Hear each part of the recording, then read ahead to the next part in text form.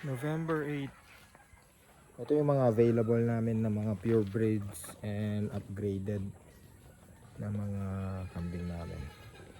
So itong mga maliliit, pero by January pa to kasi ito yung mga huling ipinanganak. Yung mga ganito kalalaki, mga July ito. July ba? Or August. Pero yan, mga December pwede na yung mga yan. Tapos yung mga susunod for January. Ito, upgraded backling. Magandang pang-upgrade to sa mga natives natin. Ayan o, ayan, malaki yan. O, ayan, tingnan nyo naman. Pero hindi yan yung nanay niya. Yung nanay niya is nakasampa. Ayun, nakasampa dun. Ayan yung mga iba. Ito yung mga upgraded. Yan yung mga painted na yan. Upgraded yan. Available din. Tapos may mga buntis din kami. Ayan, upgraded din to. Ruling. Alam ko nasampahan na to eh. Nasa 7 months old pa lang. Pero ayan. Yung mga full blood, mga traditional full blooded yan. Tapos yan, mga red bower, mga full blood din to. Ewan ko lang kung alin dyan yung mga anak nila. Hindi pa kami naglalagay ng ear tag eh. Pag nalagyan na doon ko ma-identify talaga. Ayan, dami kami nga may available. Ayan. Yun yung upgraded na backling.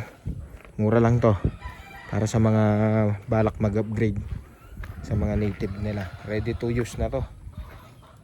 March ito pinanganak. Ayan, siguro hindi na bababa sa 25 kilos to.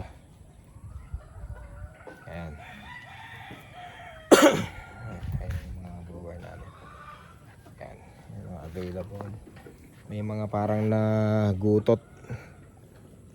Yun no, parang gutot. Pero siyempre yung bloodline pa rin nila, magpuproduce pa rin sila ng malaki. Kasi nung mga last month, yung ulan dito talaga solid. Ayan, nagagalang lang nila sa pastulan. Ayun yung back namin. So itong mga to pure breed. Yung mga nanay nila mga pure breed lang kasi. Pero yung tatay nila ayun, full blooded. Ayun o, ayaw pa mabuhay. Tignan nyo naman yung likod kung gaano kalalaban.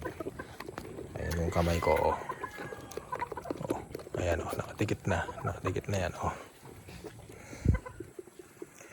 May mga anglo din kami pero for face out na yung mga anglo namin eh. Yun buntis yun, tapos yun buntis din mga anglo, tapos ito buntis din anglo din, mga pure breed lang. Okay, message lang.